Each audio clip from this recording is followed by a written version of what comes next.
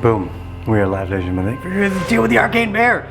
We're going to be talking about Federal Reserve. Now, for those of you that do not know, the Federal Reserve is actually not a part of the federal government. It's a private institution. The central banks themselves are not actually run by the United States. Now, I know that might be a bit confusing, and I don't want to get too far down the weeds here, but last week, Jerome Powell, or someone, one of these guys who works at the Fed, came out and they said they were going to start tightening. Now, the Federal Reserve has not said they were going to tighten rates since 2008 during the previous financial collapse, and every time they've done this in the past, it's usually turned to a market downtrend, and every time the market goes down, the politicians don't get happy because, only up. So when we're looking at the charts, and the S&P 500 has been really going up since its inception, what we're witnessing is the demise of the US dollar. Now, when they printed $9 trillion effectively in new debt during the beginning of the pandemic and gave it out to people and businesses to curry everyone's favor and get through the lockdowns, one of the things that they did was start to increase the amount of inflation. And effectively, when the market goes up like this is inflation. And what we're witnessing isn't the growth of the stock market, but a degradation of the dollar, which appears to be the value of something going up.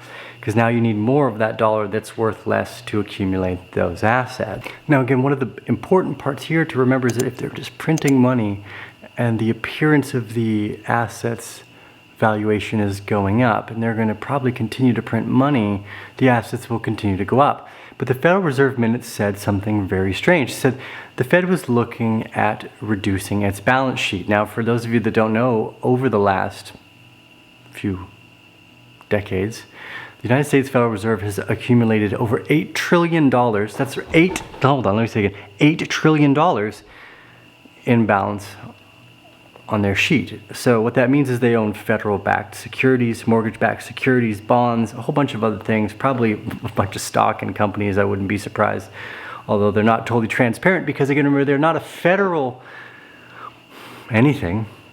It's just an official name to give you the idea that they're actually a part of your government, which they are not. I suggest reading the book The Creature from Jekyll Island for this one.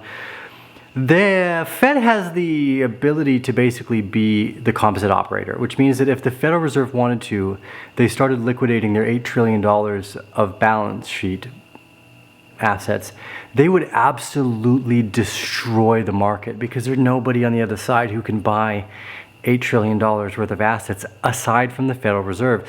It's actually created a very unhealthy economy by driving all of this free interest-free capital. It's basically risk-free capital for those people who can take out the loan. So after reading those minutes and looking at the market the last month, what does that mean? It's hard to assume that the Fed is going to be able to destroy the market unless they wanted to. Now, that's what we know they could do. They could actually totally destroy the market by liquidating that balance sheet just because they wanted to. Now, again, it wouldn't bode any public favor, so it's unlikely that they would continue to do that, either taper or liquidate this balance sheet. Now, what we're seeing in the S&P 500, and we've gone over in many of our other videos and charts, is that fear alone has already induced a breakdown in the 2-year trend line that we've been following. Now, what does that mean for Bitcoin and crypto? This is probably a hugely important question. All of the risk on assets at first during any climactic change are going to bode to the downside. Doesn't matter how good the fundamentals are, things like Bitcoin, any other asset, when people get scared, they're going to sell. Risk on assets are generally stronger in those fear-based moments. They're harder for the weak hands to hold on during the time when they think they need more capital. So if we know that they could basically destroy the stock prices entirely to the downside by liquidating their balance sheets, and they curry favor by creating more dollars, giving the appearance of the market going up, hyperinflation is really always only a result of a central bank printing. And you can go back almost like 1,000+ years in data and find that governments, countries, regardless of language or borders, have done the same thing. It's a repeated mantra I have to keep sharing because it's so easy to get caught up in the day-to-day price movements and thinking, oh, there's something here that I'm going to be able to really calculate and capitulate or capitalize on, right? And this is one of the important things, is recognizing that the long-term human behavior, market psychology is coming from individuals, it's coming from people. So in high amounts of fear, like we're seeing with Bitcoin right now, these are generally good areas to accumulate. If we were to see the Federal Reserve liquidate its balance sheet, every asset in every market would start to deteriorate. And one of the important things here to remember is that this is a global interconnected ecosystem, and it's not just the United States Federal Reserve who's printing currency. Here in Costa Rica, the government is currently printing money and increasing inflation. Well, if the Federal Reserve starts to tape and liquidate its portfolio, everything's going to go down for time being. Fundamentally, I've seen all these different articles come out and they're like, oh, Bitcoin is not an inflationary hedge. Well, the reason why Bitcoin is so high is because it's going up alongside this increasing inflation due to all of this printing. An enormous amount of it started in 2008. It was known as quantitative easing. Quantitative easing? Quantitative easing? You know what I'm talking about. And that has kept the market cycle largely going straight up since then. The only thing that's going to knock Wile E. Coyote off that cliff is if the Federal Reserve were to do something different. So the Fed could absolutely destroy these markets. In fact, the only reason the markets are up in any way, shape, or form is because they've been printing dollars.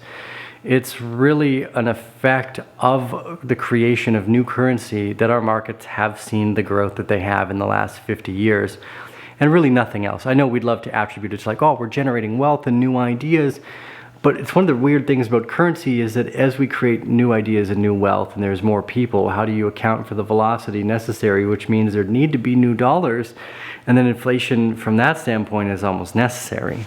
Now, I don't know what the end result of the Federal Reserve tapering or balancing a sheet is going to go, but what I do know is that regardless of these governments and their choices to degrade fiat currencies over the last 1,000 years, being in an asset is a smart way to go. And although the temporary price downward, I guess, pressure is a market cycle indicator of fear, not the fundamentals. So I think accumulating more Bitcoin is a smart idea. Risk on assets like the venture capital, those are a completely different way of measuring our interest in a sentiment, but ultimately, when the Federal Reserve tells you they're going to taper and they scare the markets just as it is, they probably won't be able to do it for too long before you see like a 20% breaker, and then they circle back and change their mind and try to make everybody happy again. That's what they've always done. They did it in the Roman Empire, they did it in the Weimar Republic in Germany, they did it in Argentina and in Venezuela, and it seems to be really just a repeating story. Anyway, that's my sentiment on the Federal Reserve wrecking crypto, or Bitcoin, or whatever you want to call it. Leave your comments, your thoughts. I just want to leave a quick update. We've got a few more ideas. I know it's been a while since you guys have seen me. I've been super busy, but very exciting stuff. Been working a lot on venture capital and finding early stage projects. You know we love doing that, chatting with the founders as early as possible as well. So excited to bring you more of that content and a few more ideas that we're working on as well. So leave your thoughts, your comments, your questions, the thumbs up, all that fun. Subscribe to the YouTube channel, ladies and gentlemen. Big fan of you guys for doing that, and we'll see you again on the next episode.